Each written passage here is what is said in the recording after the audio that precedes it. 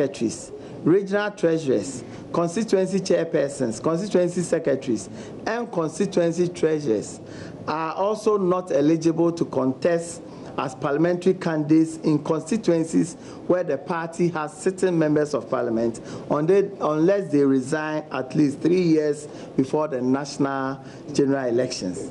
The Council adopted this resolution upon conviction that these decisions are in the best interest of the party and governments.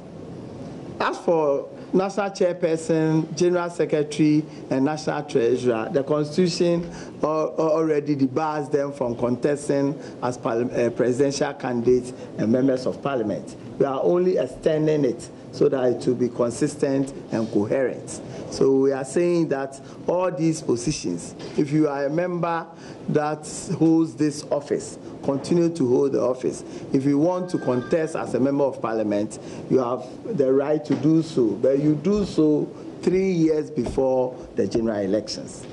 For emphasis, these decisions only apply to constituencies where the party has sitting members of Parliament and does not apply to orphan constituencies.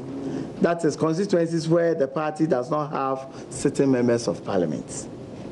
As part of this resolution, Council has directed all the 10 regional executive committees to organize an expanded regional executive committee meetings comprising constituency executives to brief them on key amendment proposals that will be considered for adoption at the extraordinary delegates conference.